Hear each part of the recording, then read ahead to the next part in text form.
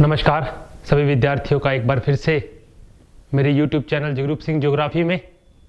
आज हम आरएएस की श्रृंखला में विश्व भूगोल में बिंदु नंबर 3 पठार जो बिंदु है उस पर आज चर्चा करेंगे। प्लेटू क्या होता है और इसका क्या बड़ा इम्पोर्टेंस है और क्या महत्व है, और विश्व में कौन कौन से पठार किस किस प्रकार के पाए जाते हैं। दूसरी बात, पठारों को लेकर 2 या 3 जो बड़ी बातें हैं वो हम ध्यान रखेंगे। सामान्य तौर पर हमने पर्वतों का बिंदु पढ़ा। पर्वतों के बिंदु में हमने ये देखा कि 600 या 1000 मीटर से ऊंचा वो भूभाग जो जिसका शिखर नुकीला हो और आधार क्या हो, चौड़ा हो, वो क्या कहलाता है? पर्वत कहलाता है। परंतु पठार जो हैं वो एक अलग स्थलाकृति के होते हैं। एक तो पठारों के किनारे हमेशा जो है वो कगार के रूप में होते हैं। अच्छा, कगार क्या होता है? एक खड़े ढाल वाला किनारा जो होता है उसको कगार कहा जाता है। सामान्य तौर पर ढाल अगर आपको ढाल का क्लासिफिकेशन पढ़ना हो तो कगार स्थलाकृति मेन होती है, जिसमें 4 प्रकार का ढाल उस कगार पर बनता है। तो इसके शिखर किनारे जो है वो कगारनुमा होंगे। इसका शिखर समतल होगा और समतल के साथ साथ इसका शिखर जो है वो चौड़ा होगा। ऐसा जो भूभाग है वो पठार कहलाता है। दूसरी बात, पर्वतों से कम ऊंचे होते हैं, यानी पर्वतों से नीचे होते हैं पठार, और इनका आधार जो है वो पर्वतों की तरह चौड़ा होता है, परंतु इनका शिखर उनकी तरह नुकीला नहीं होता, बल्कि क्या होता है? सपाट, समतल और चौड़ा होता है। तो एक तो इस बात का हमें ध्यान रखना है कि पठारों के अंदर ये मेन बात है कि इनके जो शिखर है वो समतल, चौड़े और सपाट होते हैं। सामान्य तौर पर कई लोग पठारों की वर्गीकरण में ऊंचाई को महत्व देते हैं, परंतु पठारों के वर्गीकरण में ऊंचाई का महत्व कई बार नहीं होता। अगर आप यूएसए का पीडमोंट का पठार देखें तो वो समुद्र तल से भी नीचा है, और अगर आप तिब्बत का पठार देखें तो वो इतनी ऊंचाई पर स्थित है। तो सामान्य तौर पर पठारों के लिए जो है वो ऊंचाई महत्व नहीं रखती। दुनिया के लगभग 1/3 भाग पर 1/3 रेशो पर पठार जो है वो सामान्य तौर पर फैले हुए हैं। एक और बात, पठार जो है सामान्य तौर पर खनिजों के भंडार होते हैं। खनिजों के भंडारों के रूप में इन्हें देखा जाता है। चाहे आप ब्राजील का पठार देखिए, चाहे आप भारत में छोटा नागपुर का पठार देखिए, जितने भी पठार, दक्कन का पठार देखिए, चाहे आप, इसके अलावा सभी के सभी पठार जो है वो खनिजों के लिए फेमस होंगे। कोलंबिया का पठार होगा, जो कोलोराडो का पठार जो होगा, ठीक है, ये सब पठार खनिजों के लिए फेमस होते हैं। सामान्य तौर पर कई पठार वायु के निक्षेपण से बनते हैं, कई पठार ज्वालामुखी के लावा निक्षेपण से बनते हैं, कई पठार अपर्दन से बनते हैं। उन सब पर डिटेल से बात करेंगे। सबसे पहले दोबारा से एक बार इस टॉपिक को देख लेते हैं कि पठार क्या होता है। पर्वतों से तो कम ऊंचे होंगे, इनके आधार चौड़े होंगे, शिखर जो है वो समतल, चौड़े और सपाट, और इनके किनारे कगार नुमा होते हैं। कगार मैंने आपको बता दिया, एक खड़े ढाल वाला किनारा जो होता है कगार कहलाता है। पर्वतों से कम ऊंचे होते हैं, खनिजों के भंडार होते हैं। सामान्य तौर पर पठारों के लिए ऊंचाई को महत्व नहीं दिया जाता। क्यों नहीं दिया जाता? क्योंकि अगर आप यूएसए का पीडमोंट का पठार देखेंगे तो वो कहां स्थित है? समुद्र तल से नीचे है। और अगर आप तिब्बत का पठार देखेंगे तो वो इतनी अत्यधिक ऊंचाई पर स्थित है, 5000 मीटर से भी अधिक ऊंचा है।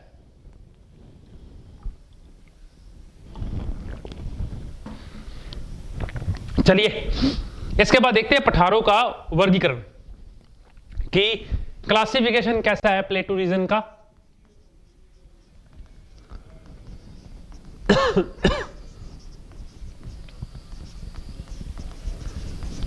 सामान्य तौर पर पठार जो है वो 4 प्रकार के पाए जाते हैं और इनके 4 रूप देखने को मिलते हैं। तो हम चारों प्रकार के पठारों की बात करेंगे। पहला है उत्पत्ति के आधार पर, ओरिजिन बेस। और उत्पत्ति के आधार पर अगर आप पठार देखें तो पठार जो है वो 4 से 5 प्रकार के होते हैं। पहला पठार है लावा निर्मित पठार, जिसको आप लावा पठार भी कह सकते हैं। दूसरा पठार है हिमानीकृत, फिर है वायु निर्मित। कुछ पठार जलज पठार होते हैं और कुछ पठार होंगे गुंबदाकार पठार। गुंबदाकार पठार। तो पहला जो क्लासिफिकेशन है वो है उत्पत्ति के आधार पर पठार, ओरिजिन बेस। अगर पठारों की उत्पत्ति ज्वालामुखी क्षेत्रों में लावा से हुई है तो वो लावा निर्मित होंगे। अगर वो बर्फीले क्षेत्रों में है तो हिमानीकृत पठार होंगे। अगर वायु से है तो वायु निर्मित, जलज पठार जल निर्मित और गुंबदाकार पठार। अब यहां हमको एक बात ध्यान रखनी है, हमने एक गुंबदाकार पर्वत पढ़े हैं। गुंबदाकार पर्वत क्या होता है कि नीचे अगर लावा का प्रवाह हो और ऊपर चट्टान कठोर हो तो भाग ऊंचा उठ जाता है, परंतु गुंबदाकार पठार एक अलग प्रकार की स्थला करती है। इस पर हम क्लास से चर्चा करेंगे कि दोनों में अंतर क्या है। दूसरा है स्थिति के अनुसार पठार। स्थिति के अनुसार पठार, और सामान्य तौर पर स्थिति के अनुसार पठार जो है वो 3 से 4 भागों में बांटे गए हैं। पहला है अंतः पर्वतीय पठार। अगर पठार 2 पर्वतों के बीच में स्थित हो तो उसे अंतः पर्वतीय पठार बोलते हैं। दूसरा है पर्वतपदीय पठार। अगर पठार पर्वतों की तलहटी के नीचे स्थित हो तो उसे पर्वतपदीय पठार बोलते हैं। और तीसरे पठार होते हैं महाद्वीपीय पठार। जो पठार महाद्वीपों के बीचों बीच स्थित हो उसे महाद्वीपीय पठार कहा जाता है। इस बात को भी हम ध्यान रखेंगे। तो स्थिति के अनुसार पठार 3 प्रकार के हैं। इसके बाद है जलवायु के आधार पर पठार। जलवायु के आधार पर पठार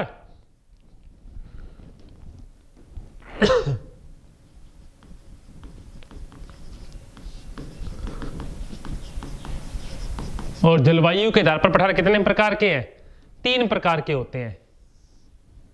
एक होते हैं शुष्क पठार,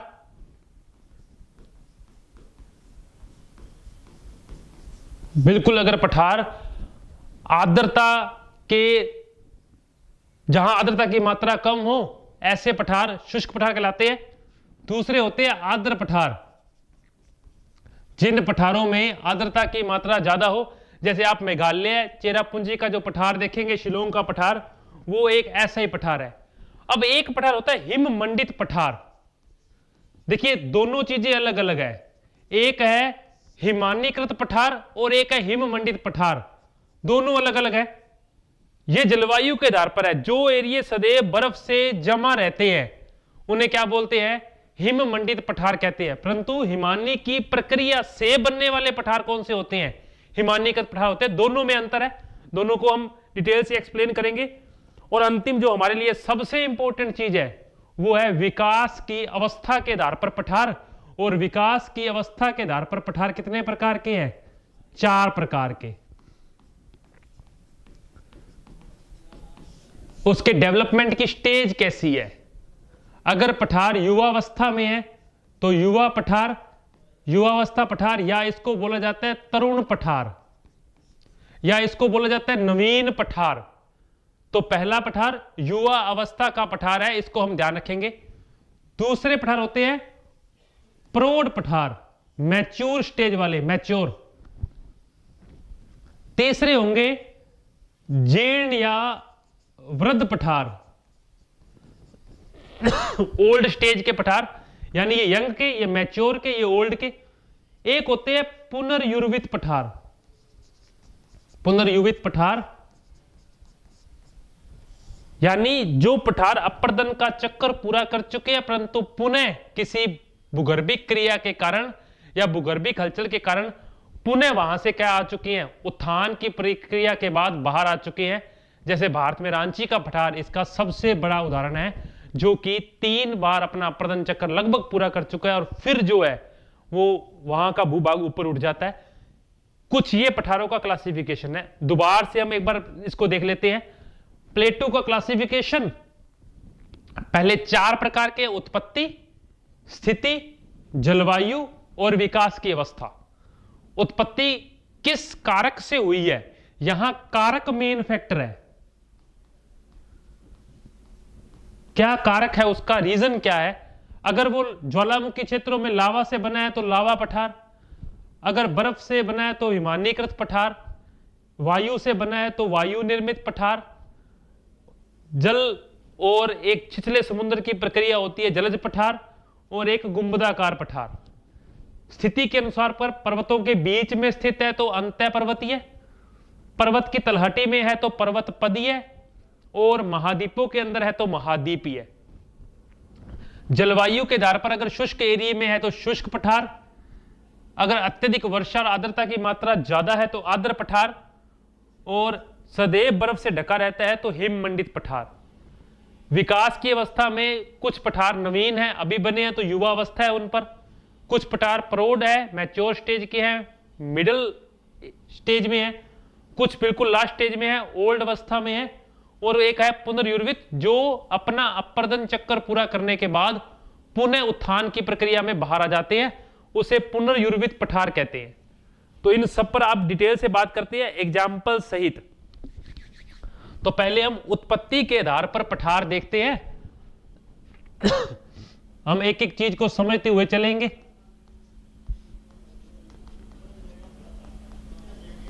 और उत्पत्ति के आधार पर पठार हमने भाई बात की, कितने प्रकार के हैं, 5 प्रकार के हैं। पहले पठार है लावा निर्मित या लावा प्लेटू।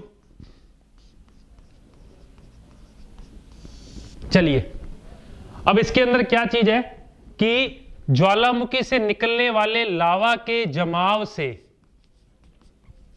ज्वालामुखी से निकलने वाले लावा के जमाव से ये पठार बनते हैं। और दुनिया में आपको ऐसे 3 या 4 एग्जाम्पल देखने को मिलते हैं। भारत का दक्कन लावा पठार, भारत का दक्कन लावा पठार ऐसा ही पठार है। इसके अलावा आप कोलंबिया का पठार देखेंगे उत्तरी अमेरिका में, मैं साथ में देश लिखता रहूंगा। कोलंबिया का पठार जो है वो यूएसए में स्थित है। इसके अलावा अगर आप पैटागोनिया का पठार देखें,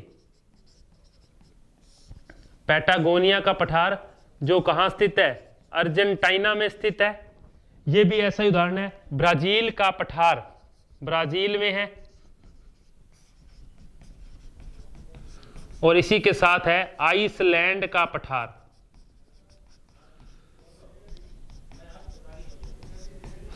ये 5 पठार जो हैं वो इनके एग्जाम्पल है। पहला भारत का दक्कन लावा पठार, भारत के दक्षिणी भाग में कर्क रेखा के नीचे स्थित। कोलंबिया का पठार यूएसए में, स्नैक और फ्रेजर नदियां इस पठार को 2 भाग में बांटती हैं। स्नैक व फ्रेजर रिवर जो है एक ज्वालामुखी निर्मित पठार है। रोकीज और प्रशांत तटीय जो पर्वत श्रृंखलाएं हैं उनके बीच में स्थित, नीचे का भाग कोलोराडो, बीच का भाग मध्य बेसिन, उत्तर का भाग कोलंबिया का पठार यूएसए के अंदर, और स्नैक व फ्रेजर नदियां यहां बहती हैं। पैटागोनिया का पठार अर्जेंटीना के नीचे भाग में ठंडा मरुस्थल भी है, उसके साथ रोकीज की तलहटी में स्थित है। इसके अलावा ब्राजील का पठार बिल्कुल भारत के समान की संरचना में बना है। और आइसलैंड का पठार, क्योंकि आइसलैंड में अभी भी ज्वालामुखी क्षेत्र है तो वहां लावा का जमाव होता रहता है, तो ऐसे पठार जो हैं वो किसके अंदर आते हैं, लावा निर्मित पठार में आते हैं। दूसरे हैं हिमानीकृत पठार। ऐसे पठार जो सदैव बर्फ से ढके रहते हैं, ग्लेशिएटेड प्लेन। ऐसे पठार जो सदैव बर्फ से ढके रहते हैं और उच्च अक्षांशों में स्थित है। यहां इस बात को ध्यान रखिएगा, मैं फिर कह रहा हूं, आगे एक हिम मंडित पठार आएगा। ऐसे पठार जो ऊंचे अक्षांशों में 70 से 90 के बीच में स्थित हैं धरती में, ये ऊपर का भाग या नीचे का भाग ये 70 से 90 और ये 70 से 90 सदैव बर्फ से ढके रहते हैं और उच्च अक्षांशों में स्थित है। कौन से पठार होते हैं? हिमानीकृत पठार होते हैं। आप एग्जांपल दे सकते हैं इसका, लेब्राडोर का पठार, अलास्का का पठार, लेब्राडोर का पठार, अलास्का का पठार। लेब्राडोर का पठार कहां है? ग्रीनलैंड में। अलास्का का पठार कहां है? यूएसए में। यूएसए के अगर आप ये देखेंगे उत्तरी अमेरिका महाद्वीप, तो यहां अलास्का स्थित है। और लास्ट है स्कैंडिनेविया का पठार या स्कैंडिनेवियन पठार, नॉर्वे और स्वीडन। नॉर्वे और स्वीडन में स्थित है स्कैंडिनेविया का पठार। यह हमारा दूसरा पठार था, हिमानीकृत पठार। तीसरे पठार पर चर्चा करते हैं, जो कि है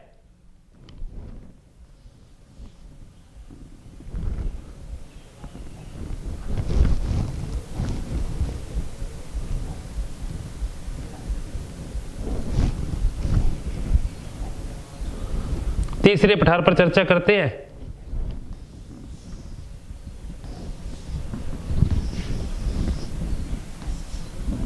चलिए। वायु निर्मित पठार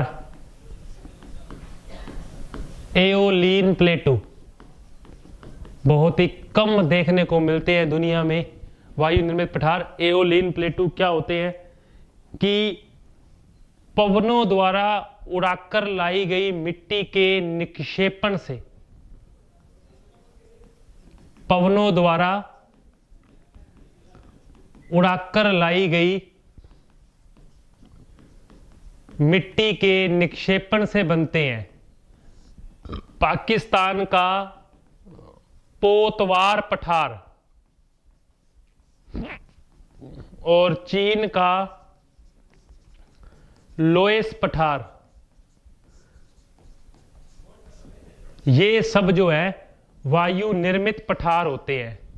तो पवनों द्वारा बहाकर लाई गई मिट्टी के निक्षेपण से, सदैव बर्फ से ऊंचे अक्षांशों में ढके होंगे हिमानीकृत, और लावा के निक्षेपण से बने होंगे लावा निर्मित पठार। इन्हें एओलिन प्लेटू बोलते हैं,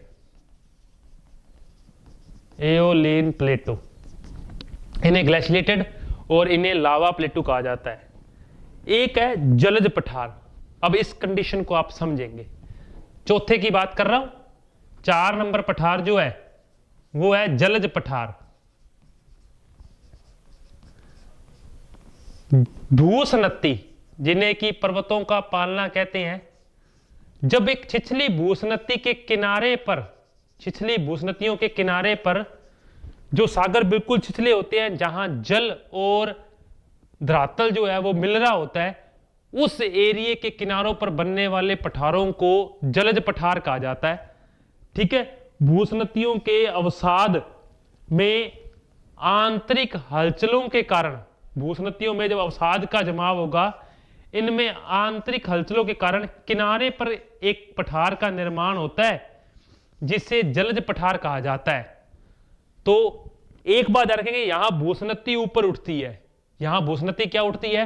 ऊपर उठती है। दोनों तरफ से जब दबाव की प्रक्रिया होगी, तो दबाव पड़ने से किनारों पर छिछले सागरों में जलज पठारों का निर्माण होता है। आप ध्यान रखेंगे, फोकलैंड का पठार और कैरेबियन पठार ऐसे ही पठार है। फोकलैंड का पठार और कैरेबियन पठार ऐसे ही पठार है। फोकलैंड का पठार बिल्कुल द्वीप समूह है। फोकलैंड एक दक्षिणी अमेरिका महाद्वीप के नीचे दक्षिणी पूर्वी दिशा की ओर स्थित एक द्वीप, जहां फोकलैंड की ठंडी जल धारा भी बहती है। फिर से कह रहा हूं, समझ लेंगे।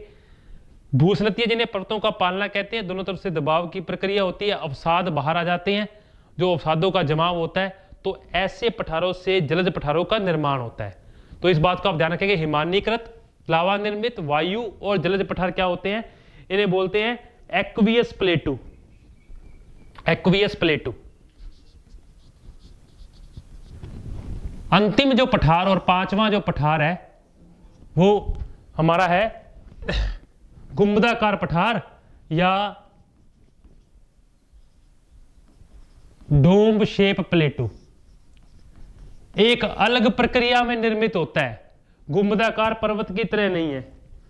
यहां भूपटल पर संपीड़न या दबाव की प्रक्रिया से, भूपटल, यहां तो भूसनत्ती थी परंतु यहां भूपटल है। भूपटल का मतलब धरातल, धरातल पर संपीड़न या वलन की प्रक्रिया से, मान लीजिए कोई धरातल है, इस पर संपीड़न पड़ा और संपीड़न से ये क्या उठेगा, ऊपर वलन की प्रक्रिया में गुंबदाकार पठारों का निर्माण होता है। दो तरफ से दबाव आया, दबाव आने के बाद बीच का भाग एक डोम शेप में ऊपर उठ गया, परंतु गुंबदाकार पर्वतों में ऊपर का कठोर भूभाग नीचे के लावा को बाहर नहीं निकलने देता परंतु खुद ऊपर उठ जाता है। तो दोनों अलग अलग प्रोसेस में है, गुंबदाकार पठार अलग है। यूएसए का औजारक पठार, भारत का छोटा नागपुर और रामगढ़ का पठार ऐसे ही पठार है। यूएसए का औजारक पठार और भारत का छोटा नागपुर और रामगढ़ का पठार ऐसे ही पठार हैं। इस बात को आप ध्यान रखेंगे। यह पहला क्लासिफिकेशन था जहां उत्पत्ति के आधार पर पठारों का हमने क्लासिफिकेशन पढ़ा। अभी हम दूसरे प्रकार के क्लासिफिकेशन पे चलते हैं कि स्थिति के अनुसार पठार कैसे होते हैं, जिसके बहुत सारे एग्जाम्पल हैं, जिसमें बहुत सारी बातें भी हैं। अब हम सिर्फ स्थिति देखनी है और मेन इसमें एग्जाम्पल ही है। स्थिति या लोकेशन के आधार पर, और स्थिति के आधार पर पठार कितने प्रकार के हैं, 3 प्रकार के हैं। पहले है अंतः पर्वतीय पठार, 2 पर्वतों के बीच में स्थित हो। दूसरे हैं पर्वत पदीय पठार, पीडमोंट प्लेटू, इंटरमाउंटेन प्लेटू, और तीसरे हैं हमारे महाद्वीपीय या कॉन्टिनेंटल प्लेटू। तो बात से समझ आ रहा है, पर्वतों के बीच स्थित पठार अंतः पर्वतीय पठार होते हैं, पर्वत की तलहटी में स्थित पठार पर्वत पदीय पठार होते हैं, और महाद्वीपों के बीचों बीच स्थित पठार महाद्वीपीय पठार होते हैं। सिर्फ एग्जाम्पल पर मेन ध्यान रखेंगे, उसी पर फोकस करेंगे।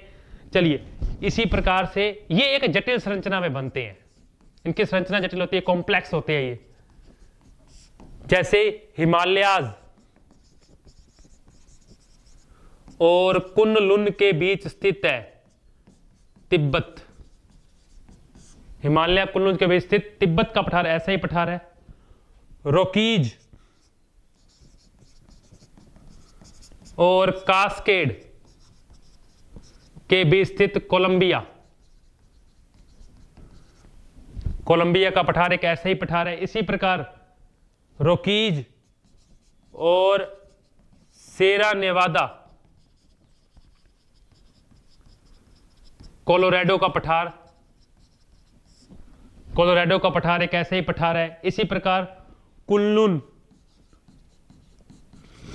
और टीन शान के बीच स्थित जुगेरियन, टीन शान और कुनलुन के बीच स्थित जुगेरियन का पठार एक ऐसा ही पठार है। तो 2 पर्वतों के बीच स्थित पठार ऐसे पठार होते हैं, हिमालयाज और कुनलुन के बीच स्थित तिब्बत, रॉकीज और कास्केड के बीच स्थित कोलंबिया, रॉकीज और सियरा नेवादा के बीच स्थित कोलोराडो, और कुनलुन और टीनशान के बीच स्थित जुगेरियन के पठार ऐसे ही पठार है। दूसरे है पर्वतों की तलहटी में स्थित पठार। जब कोई पठार, ये कोई पर्वत है और उसकी तलहटी में स्थित हो तो ऐसे पठार पर्वत पटीय पठार कहलाते हैं। यूएसए का पीडमोंट पठार जो कि अपलेशियन पर्वत की तलहटी में स्थित है,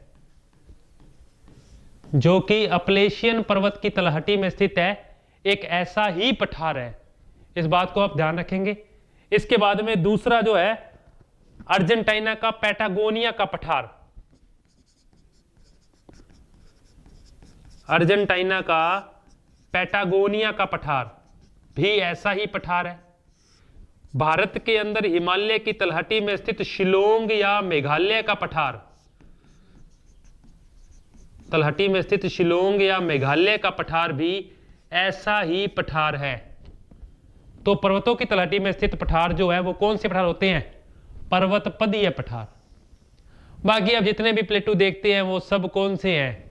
महाद्वीपीय पठार है। भारत का आप बीच का, दक्षिण भारत का प्रायद्वीपीय पठार देखें, वो एक महाद्वीपीय पठार है। इन पर अंतिम पे बात कर लेते हैं। अरब का पठार, अफ्रीका का पठार, ऑस्ट्रेलिया का पठार, सभी जो बचे हुए पठार है, भारत का प्रायद्वीपीय पठार,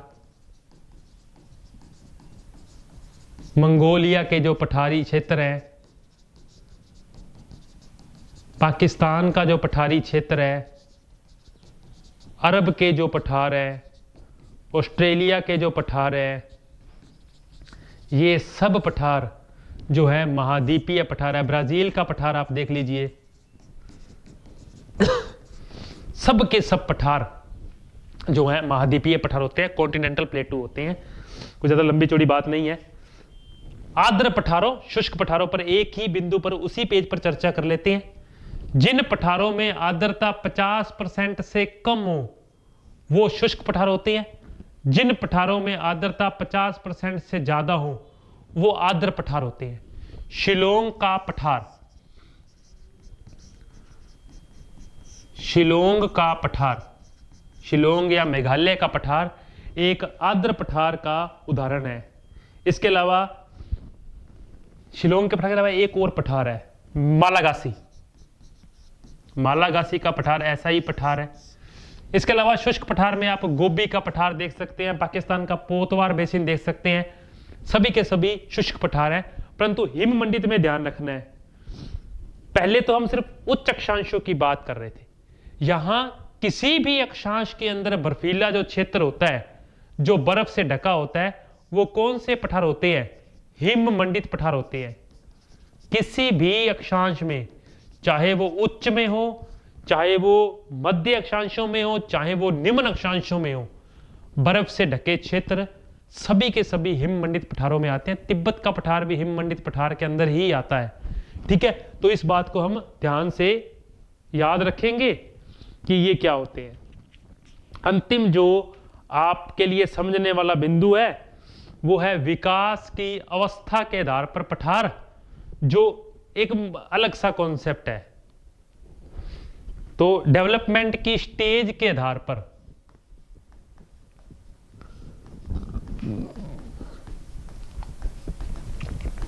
और विकास की अवस्था के आधार पर पठार 4 प्रकार के हैं। पहले बात करते हैं नवीन या तरुण पठार, या इन्हें बोलते हैं यंग, यंग प्लेटू। क्या है? जिन पठारों पर अपर्दन की प्रक्रिया वर्तमान में सक्रिय है, इरोजन का प्रोसेस एक्टिव है। जिन पठारों पर अपर्दन की प्रक्रिया सक्रिय है, इरोजन का प्रोसेस एक्टिव है, और वहां अभी गहरी घाटियों का निर्माण हुआ है, वहां अभी गहरी घाटियों का निर्माण हुआ है, ऐसे पठार हमेशा नवीन पठारों के अंतर्गत आते हैं। इस बात को ध्यान रखेंगे। यूएसए का रोकीज के पास स्थित कोलोराडो का पठार और इडाह का पठार ऐसे ही पठार है। तो जिन पठारों पर अपर्दन का प्रोसेस अभी सक्रिय है, और जैसे नदियां पहाड़ों को काटकर, ये एक बात देखें, ये पठार पर्वतों से एक तीक्ष्ण कगार द्वारा अलग होते हैं। मैंने आपको शुरू में बात बताई थी, पठार के किनारे कगार नुमा होते हैं। तो इन पठारों पर कगार नुमा स्थलाकृतियों से, ये इन धरातल से अन्य से क्या हुए होते हैं? अलग होते हैं। अपर्दन का प्रोसेस सक्रिय हो, गहरी घाटियों का निर्माण हो रहा हो, और एग्जाम्पल है कोलोराडो या इडाह का पठार। दूसरे पठार है प्रौढ़ पठार, इन्हें बोलते हैं मैच्योर प्लेटू। किन पठारों की क्या प्रमुख बात है?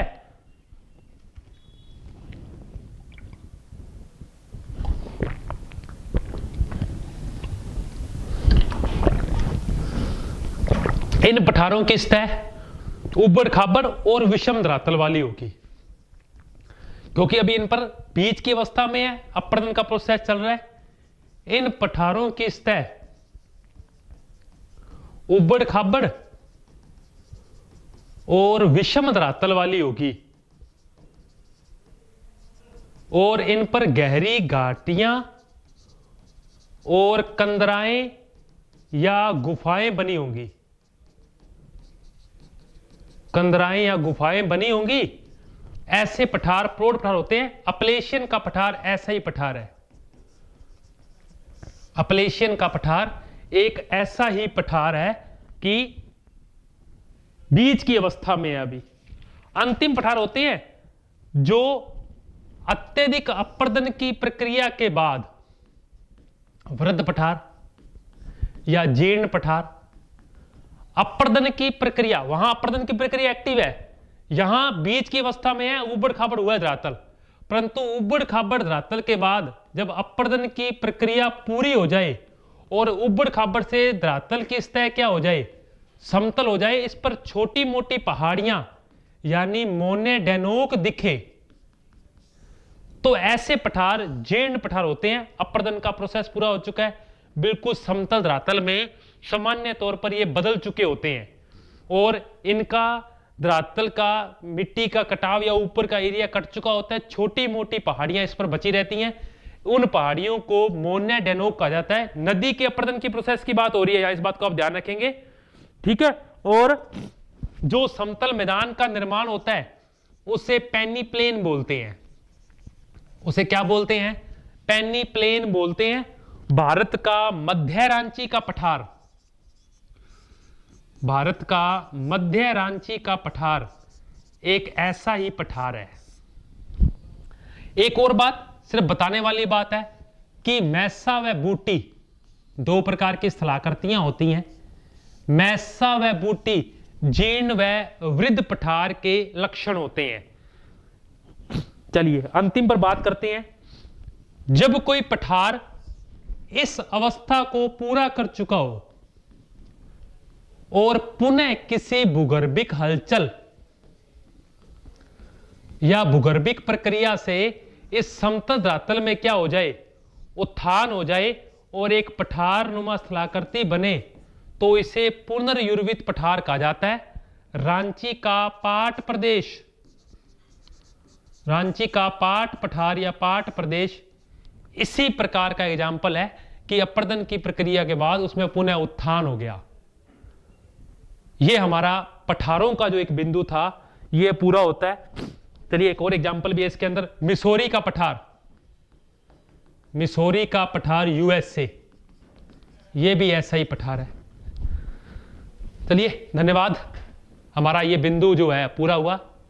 कुछ समझ में आएगा, कुछ नहीं है। उम्मीद है हम अगली बार जब अंतिम बिंदु मैदान पर चर्चा करेंगे तो एक बार एक छोटी सी क्लास और लेकर इन टॉपिकों को क्रम से थोड़ा सा रिवाइज कर देंगे।